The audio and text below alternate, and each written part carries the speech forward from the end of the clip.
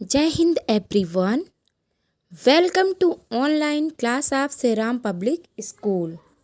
Dear student, मैं अल्पना पांडे आज एक बार फिर आपकी पाठ पुस्तक क्षितिज का पाठ 1 पढ़ाऊंगी, जिसका नाम है दो बैलों की कथा। बच्चों, दो बैलों की कथा के लेखक मुंशी प्रेमचंद जी हैं, जिसका जीवन परिचय मैं अपने पहले के वीडियो में आपको पढ़ा चुकी हूँ तथा इस पाठ के कुछ पैराग्राफ के व्याख्या भी पढ़ा चुकी हूँ। आज हम लोग उसके आगे का पढ़ेंगे, तो आइए शुरू करते हैं।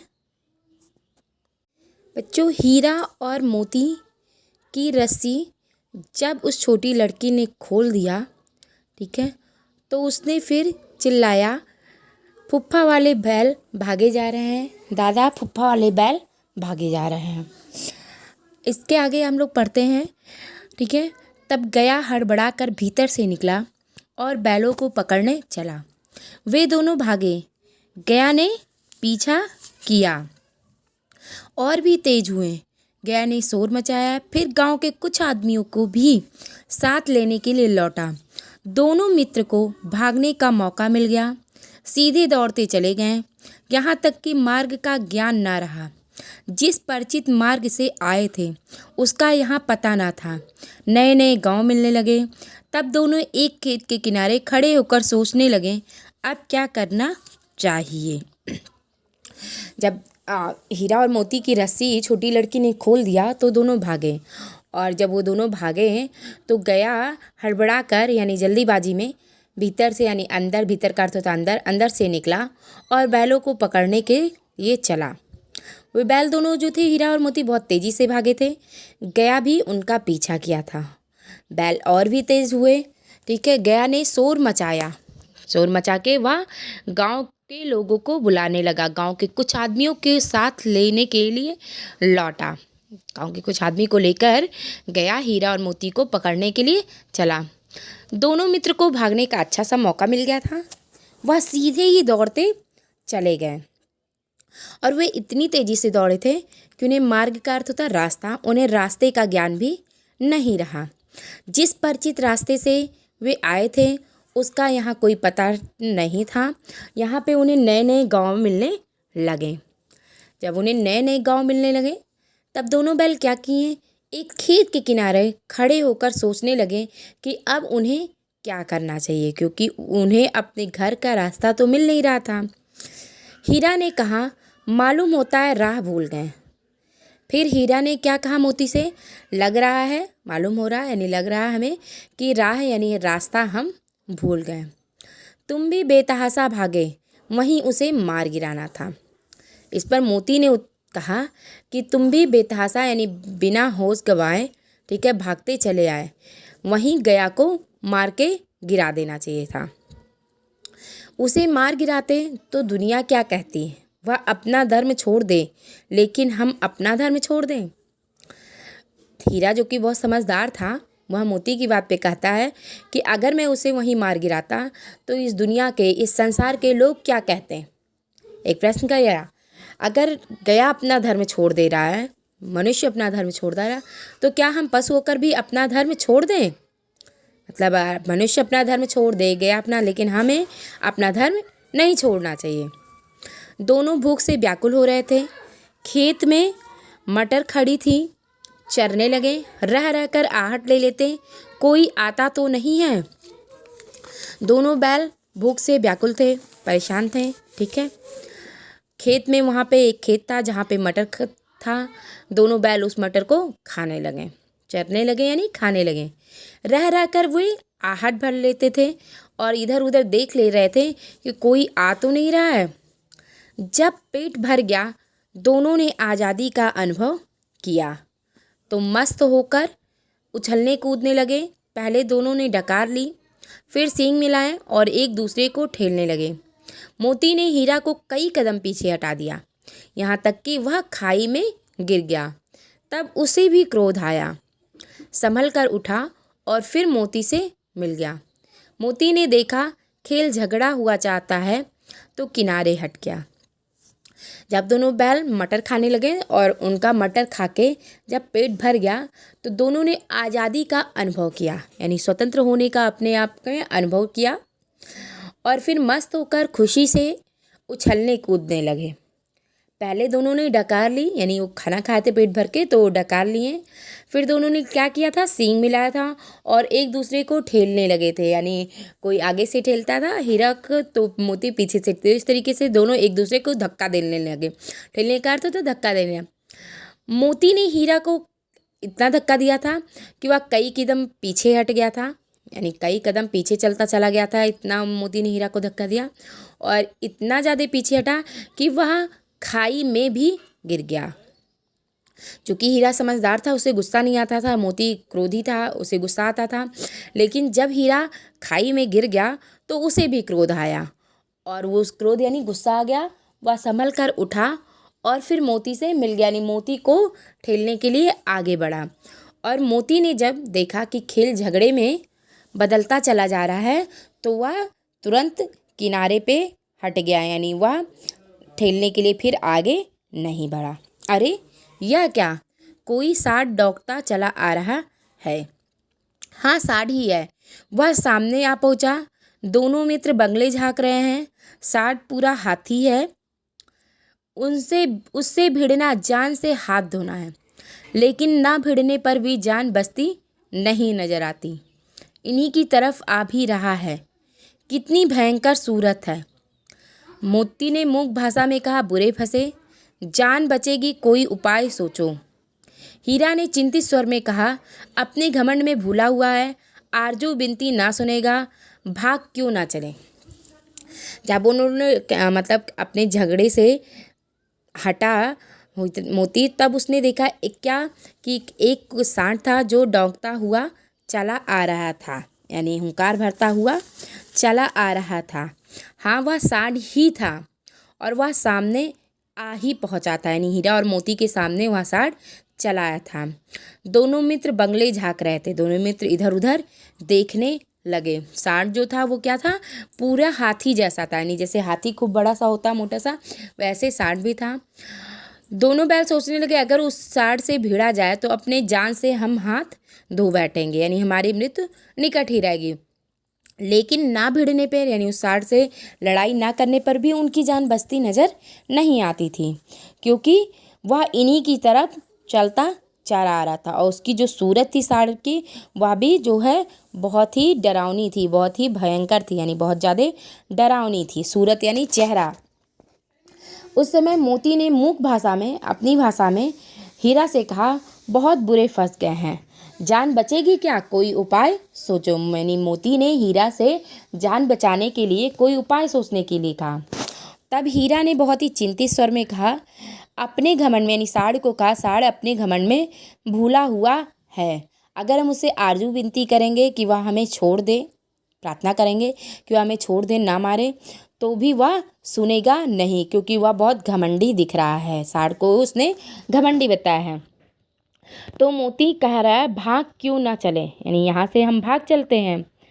भागना कायरता है, तो फिर यहीं मरो, बंदा तो 9 2 11 होता है। और इस पर हीरा ने कहा, भागना जो है कायरता होती नहीं। शत्रु को सामने देखकर जो कायर व्यक्ति होते हैं वही वहाँ से भागते हैं। तो मोती ने कहा, फिर यहीं मरो तुम सांड के सामने, मैं तो भाग जा रहा हूँ। 9 2 11 यहाँ मुहावरे का प्रयोग किया गया है, जिसका अर्थ होता भाग जाना। और जो दौड़ाए, तो फिर हीरा ने कहा, अगर उस दौड़ाता है, अगर हम भागते हैं, अगर सांड दौड़ा ले, तब हम क्या करेंगे, तो फिर कोई उपाय सोचो जल्दी। तब मोती ने कहा, कोई उपाय सोचो फिर जल्दी से बचने का। उपाय यही है कि उस पर दोनों जने एक साथ चोट करें। मैं आगे से रगेदता हूँ, तुम पीछे से रगेदो। दोहरी मार पड़ेगी तभी जो है तो भाग खड़ा होगा। मेरी ओर झपटे तो तुम बगल से उसके पेट में सींग घुसेड़ देना। जान जोखिम है, पर दूसरा उपाय नहीं है। फिर हीरा ने उनसे कहा था, उपाय यही है कि उस सांड पर दोनों लोग एक साथ चोट करते हैं, यानी सांड को दोनों लोग एक साथ मारते हैं। अगर मैं आगे से, रंगेता का अर्थ होता है खदेड़ना, ठीक है। अगर मैं आगे से सांड को खदेड़ता हूँ तो तुम पीछे से खदेड़ना। अगर उस पर दोहरी मार पड़ेगी, यानी एक साथ दो लोग मारेंगे उसको, तो वह भाग जाएगा। मेरी ओर अगर झपटे तो तुम बगल से उसके पेट में सींग घुसेड़ देना। जान जोखिम में है। हीरा कहता है कि हम दोनों की जान जोखिम में है, लेकिन इसके अलावा फिर कोई दूसरा उपाय नहीं है। दोनों मित्र जान हथेलियों पर लेकर लपके। सांड को भी संगठित शत्रुओं से लड़ने का तजर्बा नहीं था। वह तो एक शत्रु से मल्ल युद्ध करने का आदी था। ज्यों ही हीरा पे झपटा, मोती ने पीछे से दौड़ा लिया। सांड उसकी तरफ मुड़ा तो हीरा ने रंगेदा। सांड चाहता तो एक एक करके दोनों को गिरा दे, पर ये दोनों भी उस्ताद थे। जो हीरा और मोती थे वो दोनों क्या किए, अपनी जान हथेली पर लेकर आगे बढ़े, लपके यानी सांड की तरफ आगे बढ़े। सांड को संगठित शत्रुओं का, यानी एक साथ शत्रु से लड़ने का तजुर्बा नहीं था, ठीक है। वह एक शत्रु से मल्ल युद्ध, यानी मल्ल युद्ध का अर्थ था कुश्ती, कुश्ती करने का आदी था, एक शत्रु से लड़ने का आदी था। ज्यों ही हीरा पर झपटा, मोती ने उसे पीछे से दौड़ा लिया, और जब सांड उसकी तरफ मुड़ा था तो हीरा ने उसे खदेड़ना शुरू कर दिया था। सांड चाहता तो एक एक करके दोनों को गिरा देता, पर ये दोनों भी उस्ताद थे, यानी ये दोनों भी कुशल थे, चालाक थे। उसे वह अवसर ना देते। एक बार सांड झल्लाकर हीरा को अंत कर देने के लिए चला कि मोती ने बगल से आकर पेट पर सींग भोंक दिया। एक बार क्या था, सांड जो है झल्ला गया हीरा के ऊपर और उसको मार अंत कर देना, यानी मार देने के उससे चला, लेकिन तभी मोती ने बगल से आकर उसके पेट में सींग भोंक दिया, यानी गड़ा दिया। सांड क्रोधित होकर, क्रोध में आकर फिर पीछे फिरा तो हीरा ने दूसरे पहलू से सींग चुभो दिया। आखिरकार सांड जो है जख्मी होकर भाग गया और दोनों मित्रों ने एक दूर तक उसका पीछा करते रहे, यहाँ तक कि सांड जो है बेदम होकर गिर पड़ा।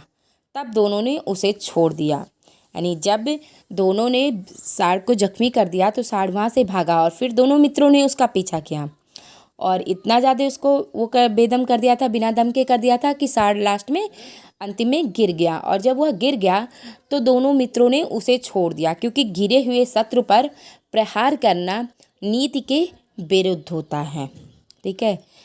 बिना शस्त्र के शत्रु पर प्रहार करना नीति विरुद्ध होता है, गिरे हुए शत्रु पर प्रहार करना नीति विरुद्ध होता है। तो दोनों मित्रों ने जब सांड नीचे गिर गया तो उसे छोड़ दिया। दोनों मित्र विजय के नशे में घूमते चले जाते थे।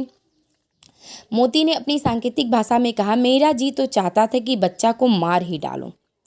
दोनों मित्र विजयी हुए थे, सांड को हरा दिए थे, तो विजयी होकर विजय के नशे में झूमते हुए अपनी मस्ती से चलते चले जा रहे थे।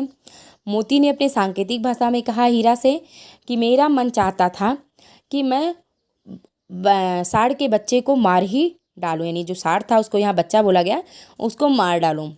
हीरा ने तिरस्कार किया, गिरे हुए बैरी पर सींग नहीं चलाना चाहिए। बैरी यानी होता है शत्रु। तब हीरा ने तिरस्कार करते हुए कहा, गिरे हुए शत्रु पर सींग नहीं चलाना चाहिए, यह सब ढोंग है। बैरी को ऐसा मारना चाहिए कि फिर ना उठे। फिर मोती ने उसकी बात का उत्तर देते हुए कहा, यह सब ढोंग की बात है कि गिरे हुए शत्रु पर प्रहार नहीं करना चाहिए। बैरी को यानी शत्रु को ऐसा मारना चाहिए कि फिर वह जिंदगी में कभी उठ ही ना सके। अब घर कैसे पहुंचेंगे वह सोचो। फिर हीरा ने कहा कि अब हम घर कैसे पहुंचेंगे उसके बारे में सोचो, पहले कुछ खा लें तो सोचे। तब मोती ने कहा कि पहले कुछ खा लेते हैं फिर सोचते हैं। सामने मटर का खेत था, मोती उसमें घुस गया। हीरा मना करता रहा पर उसने एक ना सुनी। अभी 2 ही 4 ग्रास खाए थे कि 2 आदमी लाठियां लिए दौड़ पड़े और दोनों मित्रों को घेर लिया। हीरा तो मेड़ पर था, निकल गया। मोती सींचे हुए खेत में था, उसके खुर जो हैं कीचड़ में धंसने लगे, ना भाग सका, पकड़ लिया। हीरा ने देखा सांगी संकट में है तो लौट पड़ा, फंसेंगे तो दोनों फंसेंगे। रखवालों ने उसे भी पकड़ लिया और प्रातःकाल दोनों मित्र काजी हाउस में बंद कर दिए गए। सामने एक मटर का खेत था, ठीक है, उसमें हीरा और मोती घुस गए, अंदर चले गए। हीरा मना करता रहा पर मोती ने उसकी एक भी नहीं सुनी। अभी 2-4 ग्रास, यानी ग्रास का अर्थ था कौर, 2-4 कौर ही खाए थे मटर, थोड़ा सा ही मटर खाया था कि 2 आदमी लाठियां लिए दौड़ते हुए वहाँ पे आ गए और दोनों मित्रों को घेर लिया। हीरा तो मेड़ पे था इसलिए वो भाग निकला, लेकिन मोती सींचे हुए खेत में था तो उसके खुर खुर यानी जो बैल का वो होता है पंजा पैर का, उसे खुर बोलते हैं, ठीक है। यानी वो कीचड़ में फंस गए, धंसने लगे, वह भाग नहीं सका और पकड़ लिया गया। हीरा ने जब ऐसा देखा कि मोती पकड़ लिया गया है, उसका साथी संकट में है, तो वह भी लौट पड़ा। उसने कहा अगर फंसेंगे तो हम दोनों ही फंसेंगे। और रखवालों ने हीरा और मोती दोनों को पकड़ लिया, ठीक है। और फिर उन्हें प्रातःकाल यानी सुबह सवेरे दोनों मित्र को काजी हाउस में लाकर बंद कर दिया। बच्चों आज हम लोग यहीं तक पढ़ेंगे, इसके आगे हम अपने नेक्स्ट वीडियो में पढ़ेंगे। Thank you and have a nice day.